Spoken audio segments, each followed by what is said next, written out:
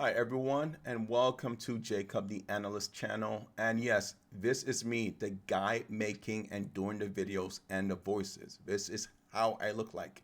And the reason why you guys are seeing me right now is because I'm seeing a whole bunch of AI videos and channels. And as a content creator, I think that type of art will die soon as people will get to be more tired of it. I at least get annoyed listening to those AI voices. And I took an interesting poll just to see where you guys are at. 25% of you guys felt that those videos were interesting. 42% voted and said annoying, and I agree. I'm actually getting very annoyed with them. And that's why you're gonna see more of my face, especially for the comment stream that I am doing right now. And 8% responded to does not seem human.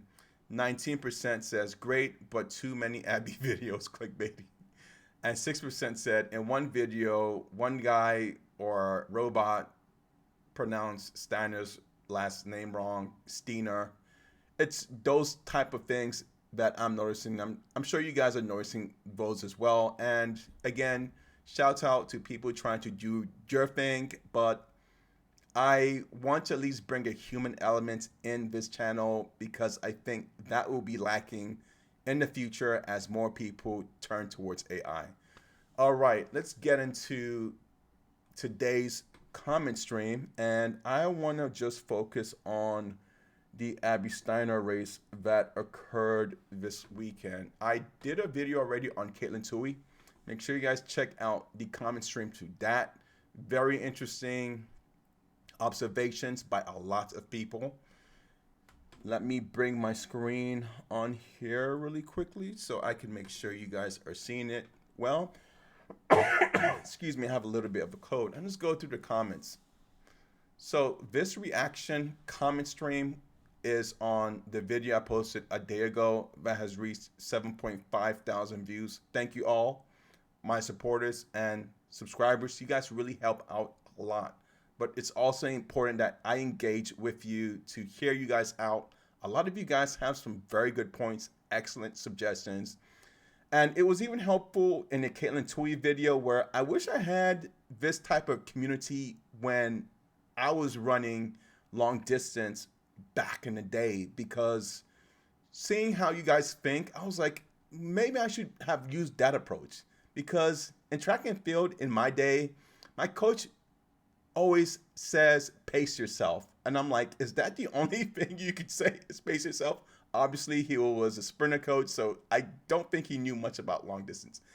Anyway, let's go ahead and view the Steiner comments.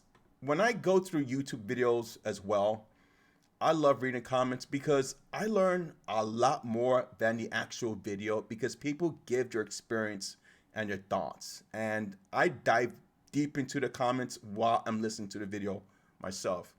Okay, let's take a look at what Red Tester has to say. Her 100 isn't her main race. She has even said it. It keeps her quick in her final segment in the 200 and any race she closes in. Plus, it's early season. She ran a record races last season. What, 57 races? Yes, Steiner ran 50, actually I think it was 58. Some people counted 59. But Steiner ran a lot of races, which was crazy. And I think it was the most of any college athlete. I could be wrong. Correct me, guys, if I'm wrong. There might have been a Division I, Division II, Division III athlete. Division III athletes probably ran all the races. That with that lower tier, it's really hard to keep up with because your events are so sparse out there. Now, being a pro, it's different. She is adjusting to the different formats and amount of races. After this first season and how she adjusts, watch out for the next pro season. Personally, she is so solid. I think she'll make the adjustment before the season is done. I think so too. I think Abby's just going to adjust. But here's some interesting replies. The first one came from Dark Energy 361. Dark Energy, I know it's your name, but we're all about good energy and good vibes in this channel. No, I'm just playing. You're cool. You're cool. Let's see what Dark Energy has to say.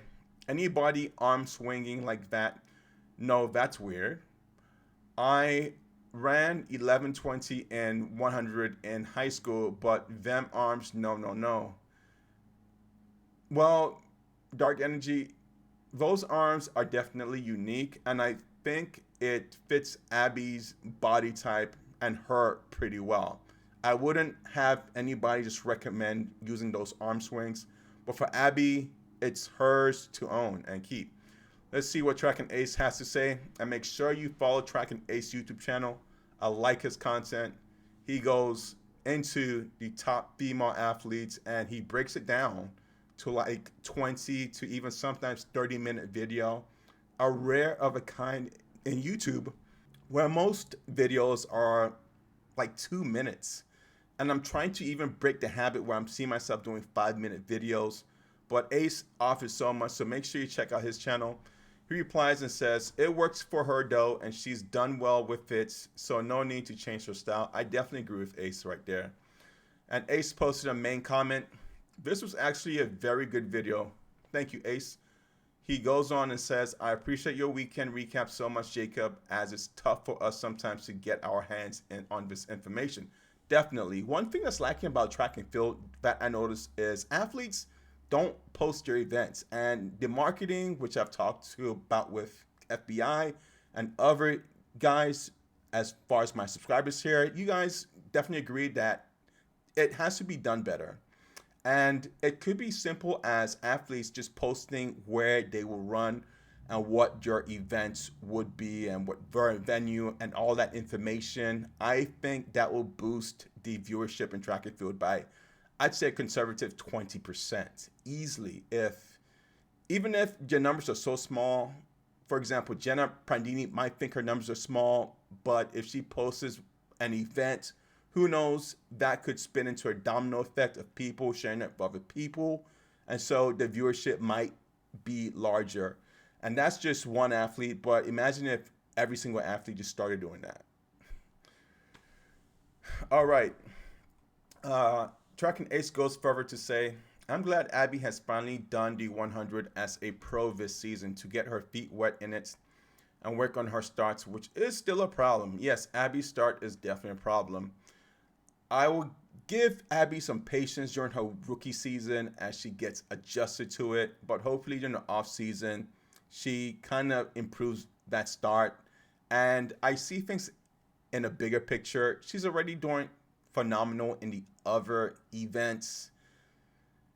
If she could improve that start, she could run sub 11s in most of the races.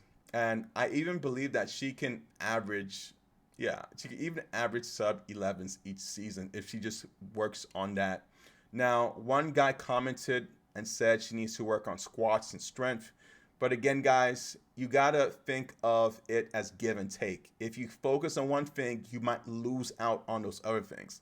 So if she becomes that good 100-meter runner, it might affect her other races, her ability to perform well in a 200, 300, 400. I'd rather have her like blossom and do beast mode in a 200 than try to have her really work on just increasing her best in 100. Now, could she work on drills to improve that reaction time? Sure. That's just block work, but it's easier said than done.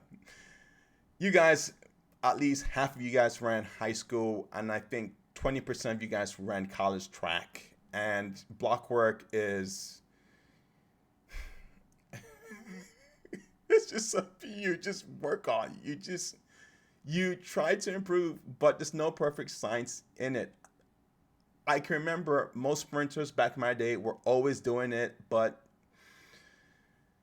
I don't know. At some point, it's a give and take with it. There's drills, there's exercises you learn in the college level. As a pro athlete, I think she can do some drills. Though there's one athlete who really does some great reaction drills, and that is Mujinga Kambunji. I can't remember her name, but she is a European runner. Sorry, guys, I'm going blank right now. And either she runs for Switzerland. Please don't get mad at me on this. If you know exactly who I'm talking about, post in the comment section. All right. And Track and Ace goes further to say, Aleia Hobbes is primed for a great season as well. I think so too. Aleia Hobbes is beast mode. She can be top 3 at Worlds this year. I have no doubt about that. Track and Ace goes further to say, I agree about the track coverage as we talked about this last summer. How the coverage and promotion of the sport needs to improve quite a bit. And again, it's just that small, tiny bit. The best marketer that I have seen today in track and field is Sha'Carri Richardson. People might poke on her, and yes, the attitude is questionable. I don't enjoy it. But one thing she does do is market her events. For example, in the last event she did, all she did was send out a tweet saying that, hey, I will be at this venue on her Twitter post right before the meet. And so the buzz went out and the social media was sharing. That's probably how that event got a lot of eyes and attention on a lot of people. And it was the one that took place about 2 to 3 weeks ago from today. I'm not sure. Time goes so fast these days that it's hard to keep up with anything. Okay, let's see the response to the replies. I replied, yes, the track coverage is bizarre, but I think it will give us both an opportunity to find and report on them. It will be your greatest loss. I agree. If people don't want to advertise track and field, other people like me and Ace or others are going to just create a simple blog and just post where the popular athletes are be and your meets. And it's that simple that anyone can do. But I'm also willing to use my community post to share that information, as well as some of you guys, Robert, FBI, and David Kloss. You guys have been sharing so much information and giving me intel as far as what races, and also Charles out there. So it's also good getting that information from you guys. And when you guys tell me, I'm able to give you guys a shout out because I'm telling you, hey, thank you for helping me find this. You get credit for it, and we all work together as a community right here. All right. Excuse me, guys. If you've noticed a little bit that I have a bit of a stutter, and that I am working on right now, it is so annoying. All right. Track and Ace replied, yeah, it does create a space for us to cover them and be the eyes on the track for track fans who have no access to these races. We're basically like a newspaper or news program for people. And yeah, again, guys, I don't mind. If you find something, I'll post it right away in the community board on specific athletes that we've covered in the channel. That also includes Melissa Jefferson, Britton Wilson, Aleia Hobbes, and any U.S. college athletes included as well. Okay. FBI posted, Abby is running in Doha, and I believe that will take place the first week of May. And he says, it is still early in the season. I agree. Also, I think Abby's only doing the 100 just to get her start timing down. If people pay close attention to her start in both 100 and 200, she had a slow reaction to the gun, but she still won the 200 and lost the 100 by 7/10 of a second. Another 5 meters, and she would have actually won. I agree. I think people are taking this 100 meter too seriously. And is she going to get better? Yes. But keep in mind, it's just her rookie season. She's already performed well. Now, her time is slightly lower than last season, but it also is the amount of competition and the amount of pressure that she also had with a lot of great college athletes like Melissa Jefferson, and there was Julian Alfred. Julian Alfred, yes, was running with Abby Steiner alongside college level, and Julian Alfred is actually a great 100, 200 meter runner. She just didn't have a chance to qualify in some of the world events due to disqualifications last year. So that's the whole point. But Abby really had some serious competition in those college meets. Right now, my suggestion is hopefully we get to see her in more competitive races with the Aleia Hobbes. A week ago, we see her run in the 200s with Tamari Davis. That was good. That was excellent. But we'll see how it goes. David Kloss, thank you for the super chat. David Kloss has been a great subscriber of ours. But if you guys could hit the like button, if you guys could leave comments, that also goes a long way to helping us grow. And he says, I agree on Abby needing more push. Thanks for the post. I definitely agree with David on that. If she had that extra budge and that extra competition, that would be great. In this particular race at the Michael Johnson event, I just didn't. The competition was a little bit weak in the 100, but everyone was thinking that she would win. I guessing it was good for Puma just having her there, but again, Puma also has to think long term here. If they want to see your athletes really flourish, they've got to put them in really competitive meets. And it's not like your fans are gonna go. If Abby Steiner ran with some top end competition, I'm still going to, showcase it on my channel. And I don't think fans are going to be turned off by it because we know what the competition is like. You have Sharika Jackson, you have Elaine Thompson-Herah, you have Shelly Ann Fraser-Price, all these beast modes that are also on Team Puma. So yeah, put her against your best. That's just my advice for that brand. And even if Steiner comes in last place, she's already running with the best. I won't complain.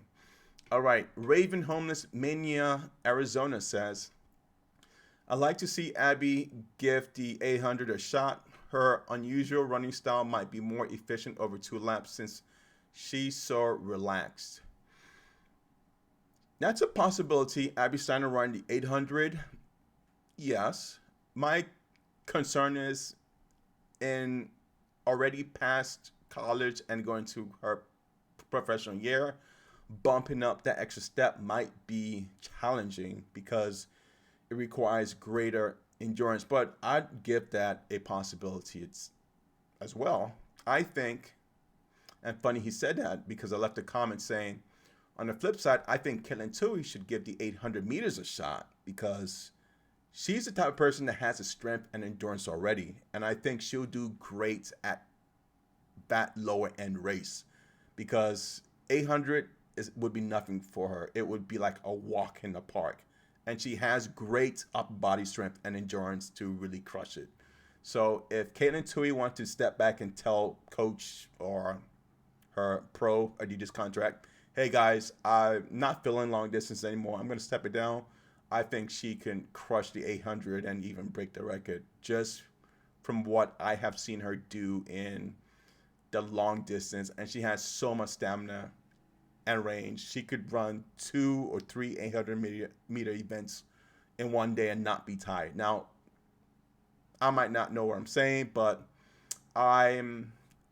something about her and the 800 meters sticks out to me in Caitlin Tui. She just seems that athletic enough. And Raven Homeless Mania Arizona replied, Manning Arizona replied, I agree, more athletes should go the other way and experiment with shorter races too, especially if the athlete is super young and still teachable. Agree, my friend. Arizona's a great place. I used to stay in Tempe, Arizona for like 3 years. Scottsdale obviously was the place to be, but Tempe was just as good. Scottsdale was probably the best city in Phoenix that I have seen. But overall, in general, before that coughing situation, I just loved Phoenix. Phoenix was great. It has so much potential. So if you guys haven't visited Phoenix, Arizona, check it out. I think things have changed post the coughing situation, and I can't say that word because YouTube might start acting funny, but yeah, you know what I mean. Okay, Paula Hurst 1719 says another 20 meters or a better start. She could have won that. She was catching up very quickly at the end. Yes, that's true. At the end of the day, guys, hey, it's just her rookie year, and she's not known for her 100 meter speed. She's known for the 200, as you guys already know. Can she improve? Yes. If she can run an under sub 11, that's all I ask. She's already beast mode in the other races. And we only see one athlete like this in the United States, one out of every 10 years. The last athlete was last year, Allison Felix. She retired. And right now we have another athlete, Talifa Diggs, who's just as good. So we are lucky in the United States to have two athletes that could cover that range. So it's not every time we get these individuals. We should just be thankful. And if she can improve that start, great. Hey, I'm happy too. If she can fall and run a consistent sub 11, I don't care about her running 10.5s, 10.3, whatever. Because again, you don't. I've seen this before. When you try to focus on that 100 meters and over focus and build up your strength and build up your squats, is going to jeopardize those longer rates. So there's a pull or a push of how they say it. I don't know how they say it. I'm just trying to talk so I don't kind of stop and pause because that would be weird and awkward. All right. So yeah, there's a give and take. You can't just, there's a give and take there. I'm totally fine with her season right now. No pressure. I think she's going to do better. She's going to do phenomenal, and I'm confident about that. Okay, Raven Homeless Manning once again says, you can't get any better if you don't lose. I agree. And again, if they put Abby Steiner with the best 100-meter runners and she still loses, I don't care. And it's not like she's going to lose fans. She's probably going to gain more fans because people have more respect over the fact that it's a tougher competition. Victor Hopper 6774 says, on any given day makes for an interesting year. I agree, Victor. William Morton says, Abby is as fast as she's ever going to be. I doubt that, man. Some athletes peak later in life. But let's take a look here.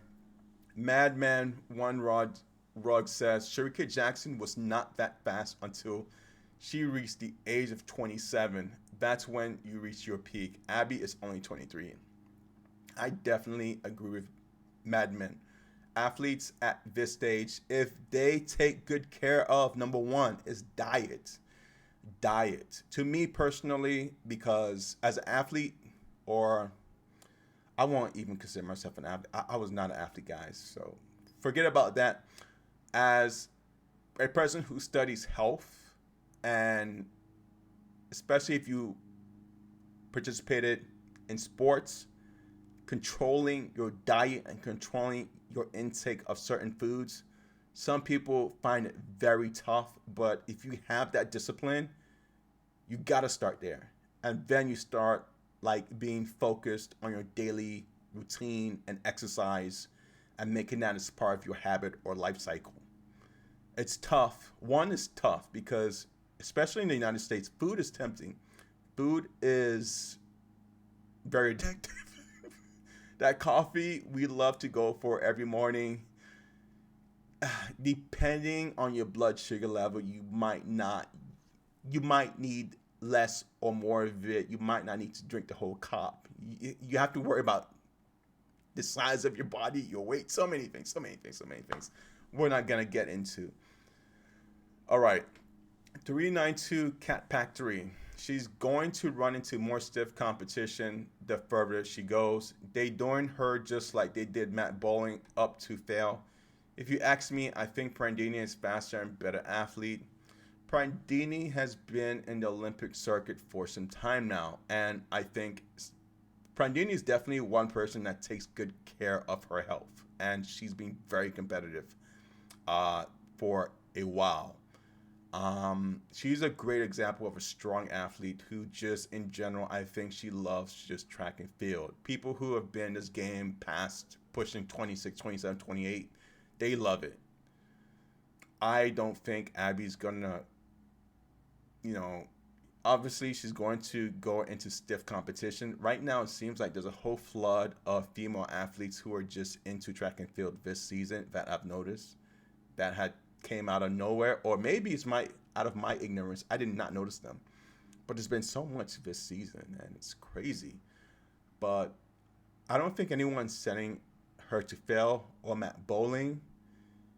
If they have, then they have already paid them a premium to begin with. So Abby's endorsement check was what, 2 million, and I think that was for 2 years. Matt Bowling, he had a deal while in college, and I think that was about 100K. Don't quote me on that, but that's still pretty good. So even if these athletes fail, they failed with a pretty high monetary premium. And if I was in that shoes, and if that was the likelihood, I wouldn't be upset, because at the end of the day, I'm walking out with a lot of money. So I see it both ways. It's fine, but I don't think Abby's gonna fail. All right, Chris Angling. Let me take that back. I don't think Abby Steiner or Matt Bowling are being set up to fail. Better. Okay, Chris Lang 3509 says, "Man, this is what I'm talking about. You should get your boy Track and Ace. Teach him a thing or two. He really needs this." I'm learning from Track and Ace. I don't know what you're talking about, Chris Lang 3509. Don't start anything up in here. He has a successful WWE channel that has blown up to about, I think they have reached 10,000 subscribers. And while I started out with him in track and field, he managed to surpass me by like 3,000 subscribers just in track and field. So Ace, he's been doing this YouTube thing for a while. He knows the energy of the crowd. He knows how to get people rallied up his own way. So I'm actually learning from him. I'm actually taking notes from him, you know. Okay. Calling Daily 654. Jamaicans will dominate. It's going to be good. Sharika will dominate. Colleen Daily 654, where have you been? I've not seen you in a long time. Long time. Good to see you back. Robert Adams 9464 says, and who won the 200? Yes, I know, Adam. People want to poke on that one race she lost. Yes, because, you know, there's a lot of haters when you are getting that bag and the camera spotlight and the social media. Abby Steiner had more social media influence and attention than any sport athlete in track and field last year, and I covered that in a video. People just wanted to see her. So, of course, when she loses, there's going to be a lot of haters who come out. It's part of the game, and I think Steiner is in a more mature position to understand that. If it was other athletes, they would take that to heart. But because Abby Steiner has the maturity level, it doesn't bother her. I don't think it doesn't bother her. All right, and Mr. PJ Williams says, and Abby do more squats. Again, yes, she can, but would you rather like to see Abby work hard just to make top 5 in the world in the 100, but lose out in top 5 in the 200, and not making into the 400 team, and not breaking indoor world champion in the 300s? So again, all of this becomes a give and take in my book. Do we want to see her shine? Yes, but if we look at Allyson Felix was a decent 100-meter run-up, but she wasn't the GOAT. She was able to spread over so many races. Now, she was able to compete well in the 100 meters, but again, Abby's time in the 100 is not that bad. She ran a 11:19. You know, if she ran a 11:19 in Europe, do you know where she would be in the European circuit? She would be automatically like top 5 So she's still very good. And again, going back, if she works on that little stuff, I can't see her um doing too much weights, because when you're doing too much weights, you jeopardize that endurance again. So if she could just practice those small little reaction drills and exercises, I think she would be great. One example of athlete that I've seen do like really phenomenal reaction drills and exercises is the lady from Switzerland. I'm trying to remember her name. Munjinga Kambunji of Switzerland. She was the top 60-meter runner back in, trying to recall, 2021. And this lady is fast. And if you look at her training videos, consistently on those drills, laser focus. But again, it comes to give and take. You focus on one area, you're going to be weak in another area. So whatever coaching style that coach, can't remember his name, has on Steiner, I am comfortable with. I'd rather want her to follow the track of Alistair Felix than just be a person that's focused on just that race. If that makes sense to you guys. I could be wrong. That's why you guys are here. Leave a comment. You can say I don't know track and field. That's fine. As long as you're not another YouTuber posted on it. That's where I say, okay, buddy. Go focus on your other channel. All right. Let's take a look at some other races. Okay, while we're talking about Steiner, we gotta talk about the 6 college ladies that broke the 11-second barrier. I'm not going to talk about it, but I'm going to leave a video up on these 2 corners. One of them will be on the 6 college ladies breaking the 11-second barrier. Watch out for these ladies, because some of them are in our U.S. team, and one of them is in Ireland, and several are in Nigeria. So in Worlds this year, you are going to see some crazy fast speedsters. That is all I have for today. You guys have a great day.